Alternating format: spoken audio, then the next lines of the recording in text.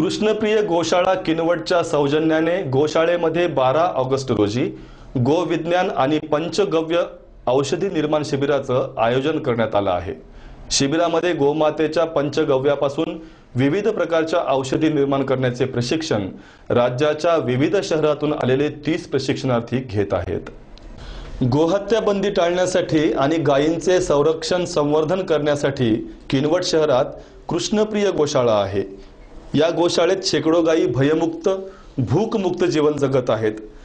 गायीला माय मानणाऱ्या समाजात गायींच्या पालनाचे फार प्रयत्न होताना दिसत नाहीत, परंतु गायींपासून होणाऱ्या औषधीय लाभांना प्राप्त करण्यासाठी मात्र धडपड चालू असते।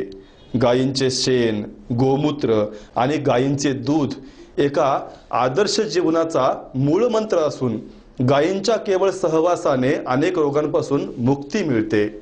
पण या कृष्णप्रिय गोशाळेचे मोठेपण अजूनही अनेकांना अवगत झाले नसले तरी याचे मोठेपण राज्यातील मोठमोठ्या शहरांपर्यंत पोहोचलेले आहे। पंचगव्यापासून औषध निर्मितीचे प्रशिक्षण राज्याच्या कानाकोपऱ्यातून आलेले 30 जण घेत आहेत। या प्रशिक्षणाचा फायदा किनवटकरांना होत नसला तरी तो राज्यातील अनेक शहरांना नक्की होणार आणि मानवी जीवन समृद्ध होणार हे मात्र निश्चित। KTV न्यूज, कृष्णप्रिय गोशाळा, किनवट। मैं नितिन देवलवाकर हूँ, रायपुर छत्तीसगढ़ का निवासी हूँ। मैं यहाँ पर श्री कृष्ण गौशाला का मैं बहुत धन्यवाद देता हूँ जिन्होंने शिविर का आयोजन किया है।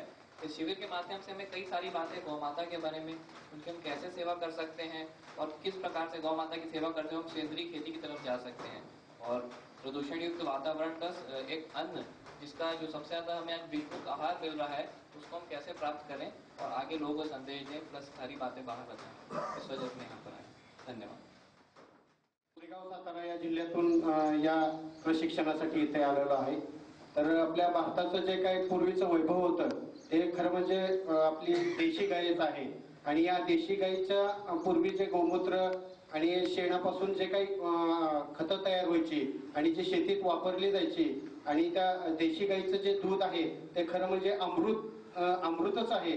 परंतु कालांतराने आपला देश स्वतंत्र झाल्यानंतर देशी गायीची जी काही वाताहत झाली आणि त्याचं पालन होत नसल्या कारणाने आज शेतीमध्ये जे काही रासायनिक खतं आली किंवा देशी गायीचं दूध मिळत नाही, त्याच्यामुळे जे काही आता सध्या लोकांना जे काही रोगराई होते तर त्याच्यापासून वंचित होण्यासाठी वाचण्यासाठी देशी गायीच ही खऱ्या अर्थाने आपल्याला एक जीवनदायी